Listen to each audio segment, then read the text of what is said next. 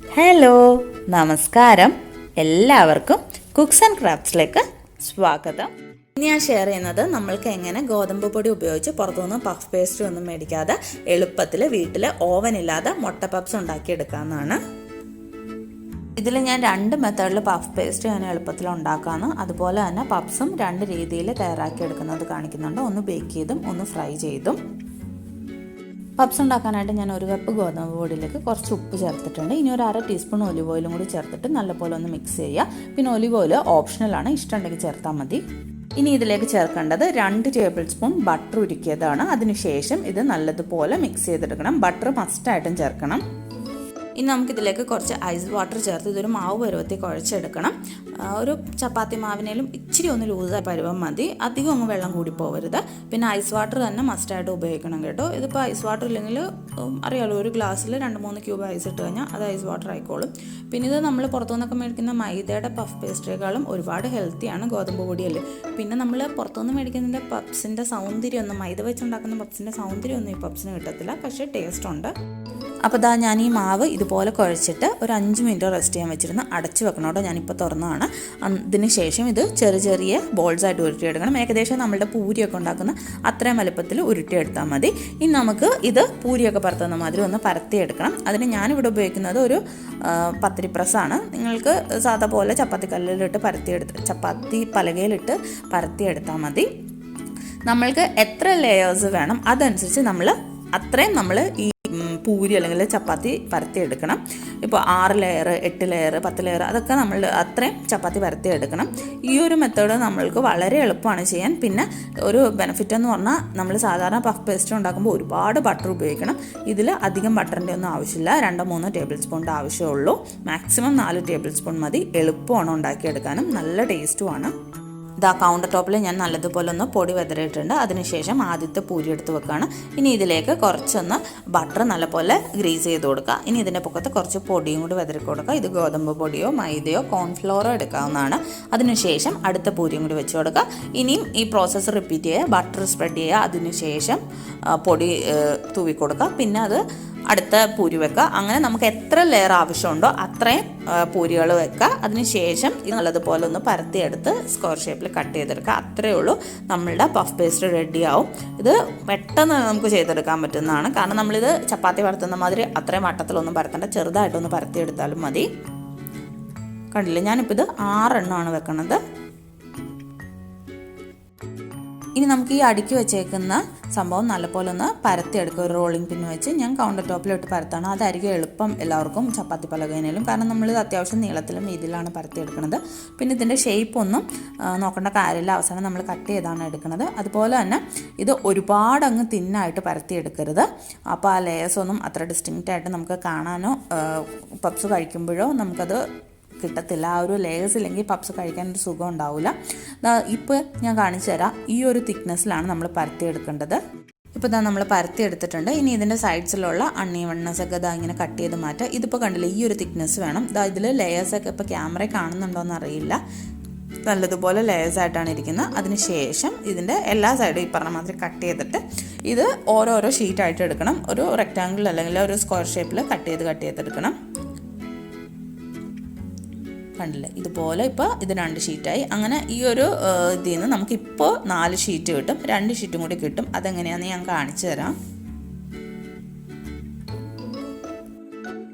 ഇപ്പോൾ സൈഡ്സിൽ നിന്നൊക്കെ കട്ട് ചെയ്തെടുത്ത് മാവ് മിച്ചം വന്നത് ഞാൻ ഇതുപോലെ ബോൾസ് ആക്കിയിട്ട് അത് ഒന്നിൻ്റെ പൊക്കത്ത് ഒന്നാക്കി വെച്ച് കൊടുക്കുകയാണ്. ഇടയിൽ കുറച്ച് ബട്ടറും അതുമാതിരി പൊടിയും കൂടി വെതറി കൊടുത്തിട്ടുണ്ട്. എന്നിട്ട് ഇത് നല്ലതുപോലെ പരത്തിയെടുക്കുകയാണ്. ഇത് പരത്തിയെടുക്കുമ്പോൾ നമുക്ക് കിട്ടുന്നത് പഫ് പേസ്ട്രിക്ക് 3 ലെയറാണ് ഉള്ളത്. അത് കുറച്ചും കൂടി ലെയറാക്കാൻ വേണ്ടി ചെയ്യേണ്ടത് എന്താണെന്ന് പറഞ്ഞു കഴിഞ്ഞാൽ ഇത് നല്ലതുപോലെ ഇങ്ങനെ പരത്തിയെടുത്ത ശേഷം 4 ചുറ്റും ഉള്ളിലേക്ക് ഇത് കണ്ടില്ലേ ഇതുപോലെ മടക്കി കൊടുക്കുക. ഇങ്ങനെ ആകുമ്പോൾ 4 ലെയറും കൂടി കൂടുതൽ നമുക്ക് കിട്ടും പഫ് പേസ്ട്രിക്ക്. ഇത് നിങ്ങൾക്ക് വേണമെങ്കിൽ ഈ പൂരി ഉണ്ടാക്കുന്ന മെത്തേഡ് ബുദ്ധിമുട്ടായിട്ട് തോന്നുകയാണെങ്കിൽ നമ്മൾ മൊത്തം മാവിനെ ഒരു 3 പോർഷനായിട്ട് ഡിവൈഡ് ചെയ്തിട്ട് ഇതുപോലെ വലിയ ഇതിൽ പരത്തിയെടുത്തിട്ട് അതിൻ്റെ ഉള്ളിൽ ബട്ടറും പൊടിയൊക്കെ നല്ലപോലെ വെതറി കൊടുത്തിട്ട് ഈ ഒരു മെത്തേഡ് ഫോളോ ചെയ്യാവുന്നതാണ്. ഏതാണെന്ന് വെച്ചാൽ ഈസി ആയിട്ടുള്ളത് ഫോളോ ചെയ്യാവുന്നതാണ്. ഇപ്പോൾ ഇതിൽ നിന്ന് 2 ഷീറ്റും കൂടി കിട്ടുന്നതാണ്. ഇനി നമുക്ക് മുട്ട മുട്ടയുടെ മസാല തയ്യാറാക്കണം പപ്സിൻ്റെ ഉള്ളിൽ സ്റ്റഫ് ചെയ്യാനായിട്ട്. അതിനായിട്ട് ഞാനൊരു 1.5 ടേബിൾ സ്പൂണോളം വെളിച്ചെണ്ണ ചൂടാക്കിയിട്ട് അതിലേക്ക് 2 മീഡിയം സൈസ് സവാളയും കൂടി ചേർത്ത് കൊടുത്തിട്ടുണ്ട്. ഇത് നല്ലതുപോലെ ഒന്ന് ഇളക്കി ജസ്റ്റ് ഒരു 2 മിനിറ്റ് കഴിയുമ്പോഴത്തേക്ക് ഇതിലേക്ക് നമുക്ക് ഇഞ്ചിയും വെളുത്തുള്ളിയും പച്ചമുളകും ചതച്ചത് ചേർത്ത് കൊടുക്കണം.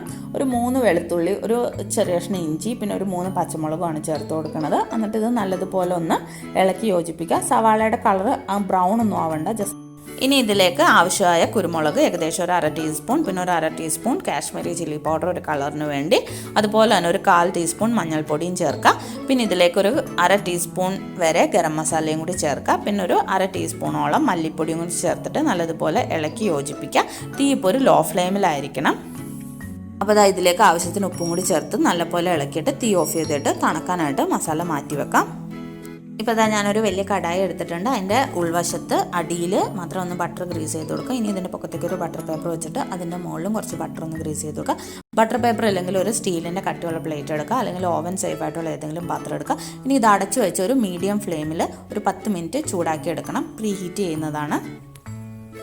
അങ്ങനെ നമ്മൾ ആദ്യത്തെ പപ്സ് തയ്യാറാക്കാൻ പോവാണ്. അതിനായിട്ട് നമ്മൾ ഒരു ഷീറ്റിലേക്ക് തയ്യാറാക്കി വെച്ചേക്കുന്ന ഓണിയൻ്റെ മസാല ചേർത്ത് കൊടുക്കുക. അതിനുശേഷം പുഴുങ്ങി തൊണ്ടെല്ലാം കളഞ്ഞ് 2ആയിട്ട് നെടുകെ കീറിയ മുട്ട ചേർത്ത് കൊടുക്കുക. ഇനി ഇതിൻ്റെ ഈ കോർണേഴ്സ് ഇതുപോലെ ഒന്ന് ഒട്ടിച്ച് കൊടുക്കുക. ഒന്ന് വെള്ളം മുട്ടിച്ച് ഒട്ടിച്ചാൽ മതി, അപ്പോൾ അത് നല്ലതുപോലെ സീലായിട്ടിരുന്നോളും. അങ്ങനെ 4 വശവും ചെയ്തെടുക്കുക. ഇനി ആ കാണുന്ന കോർണേഴ്സൊക്കെ ഒന്ന് ഈ നേരത്തെ കാണിച്ച മാതിരി തന്നെ വെള്ളം ഒന്ന് മുട്ടിച്ചിട്ട് ഒട്ടിച്ചെടുക്കണം. അതങ്ങനെ ചെയ്യാൻ മറക്കരുത്, കാരണം നമ്മൾ ബേക്ക് ചെയ്തെടുക്കുകയാണെങ്കിലും ഫ്രൈ ചെയ്തെടുക്കുകയാണെങ്കിലും ഇത് മസാല പുറത്തേക്ക് പോകും. അതൊന്നും നല്ലപോലെ സീൽ ചെയ്തില്ലെങ്കിൽ. അപ്പോൾ നമ്മളുടെ ആദ്യത്തെ പപ്സ് അങ്ങനെ റെഡി ആയിട്ടുണ്ട്. ഇതുപോലെ ബാക്കിയെല്ലാം ഒട്ടിച്ചെടുക്കുക. പിന്നെ ഒരു കാര്യം പ്രത്യേകം ശ്രദ്ധിക്കേണ്ടതെന്ന് പറഞ്ഞു കഴിഞ്ഞാൽ, നമ്മൾ പഫ് പേസ്ട്രി ആണെങ്കിലും അതുമാതിരി ഇതുപോലത്തെ ഷീറ്റ് തയ്യാറാക്കി കഴിഞ്ഞാലും അതൊരിക്കലും തുറന്ന് വെക്കരുത്. ഞാൻ കണ്ടില്ല, ആ ഓറഞ്ച് അടപ്പുള്ള പാത്രത്തിൽ ഇട്ടേക്കുന്ന മാതിരി അതിൽ എയർ ടൈറ്റ് ആയിട്ടുള്ളൊരു പാത്രത്തിൽ ഇട്ട് വെക്കുക. അങ്ങനെ നമ്മൾ സൂക്ഷിക്കുകയാണെങ്കിൽ അതൊരു 2 മാസം വരെയൊക്കെ ഫ്രിഡ്ജിൽ കേടാവാതിരിക്കും, ഒരു 3 മാസം വരെയൊക്കെ ഫ്രീസറിൽ കേടാവാതിരിക്കും. ഞാനിവിടെ 6 പപ്സേ ഉണ്ടാക്കുന്നുള്ളൂ. ബാക്കിയുള്ള ഷീറ്റ് ഞാൻ ഇതുപോലെ എയർ ടൈറ്റ് കണ്ടെയ്നറിൽ ഫ്രിഡ്ജിൽ സൂക്ഷിക്കുവാണ്. ഇനി നമ്മൾ തയ്യാറാക്കി വെച്ചേക്കുന്ന പപ്സിൻ്റെ മുകളിലേക്ക് ഒരു മുട്ട ബീറ്റ് ചെയ്ത ശേഷം ഇതുപോലെ ഒന്ന് എഗ് വാഷ് ചെയ്യുക. ഇത് നമ്മളുടെ പപ്സ് നല്ല മൊരിഞ്ഞ് വരാനും പിന്നെ ആ ഒരു കളറ് കിട്ടാനും നല്ലപോലെ സഹായിക്കും. അപ്പോൾ 10 മിനിറ്റ് പ്രീ ഹീറ്റ് ചെയ്ത കടായിലേക്ക് പപ്സ് വെച്ച് കൊടുത്തിട്ട് ലോ ഫ്ലെയിമിലാക്കി അടയ്ക്കുക. ഈ പാത്രത്തിൻ്റെ ഹോള് ഞാൻ അടച്ചിട്ടുണ്ട്. അടുത്തെന്ന് പറഞ്ഞ കടായിലേക്ക് ഒരു 2 ടേബിൾ സ്പൂൺ വെളിച്ചെണ്ണ ഒഴിച്ചിട്ട് അതൊരു മീഡിയം ലോ ഫ്ലെയിമിൽ വെച്ചിട്ട് പപ്സ് ഇതുപോലെ നിരത്തി കൊടുത്തിട്ട് നമ്മളൊന്ന് ഫ്രൈ ചെയ്തെടുക്കുക. നമ്മളിങ്ങനെ ഫ്രൈ ചെയ്യുമ്പോൾ നമ്മൾ പപ്സ് തിരിച്ചും മറിച്ചും ഇട്ട് എല്ലാ ഭാഗവും ഒരുപോലെ മുരിച്ചെടുക്കണം. നമ്മൾ സാധാ ഷാലോ ഫ്രൈ ചെയ്യുന്ന മാതിരിയാണ്, മീൻ കുറച്ചൊക്കെ ചെയ്യില്ല, അതുപോലെ ഉള്ളൂ. പിന്നെ തീ ഒരു ലോ ടു മീഡിയം ഫ്ലെയിമിലായിരിക്കാൻ ശ്രദ്ധിക്കണം. അപ്പോൾ ഇതിൻ്റെ എല്ലാ സൈഡും ഇതുപോലെ ഞാൻ തിരിച്ചും മറിച്ചുമൊക്കെ ഇട്ട് പപ്സിൻ്റെ എല്ലാ സൈഡും ഒരുപോലെ മുരിച്ചെടുക്കുവാണ്.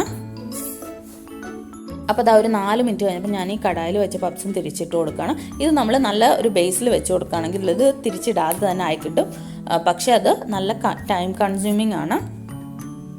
ആ ഒരു സമയം കൊണ്ട് നമ്മളുടെ ഫ്രൈഡ് പപ്സ് ഇങ്ങനെ എല്ലാ ഭാഗവും ബ്രൗൺ കളറായി റെഡി ആയിട്ടുണ്ട്. ഇനി എല്ലാം നമുക്ക് എണ്ണയിൽ നിന്ന് മാറ്റാം. അപ്പം നമ്മളുടെ കടായിൽ വെച്ച പപ്സും ഓൾമോസ്റ്റ് റെഡി ആയിട്ടുണ്ട്. ഞാൻ കുറച്ച് ബട്ടർ ഒന്ന് ഗ്രീസ് ചെയ്ത് കൊടുക്കുകയാണ് ഒരു എക്സ്ട്രാ ടേസ്റ്റിന് വേണ്ടി.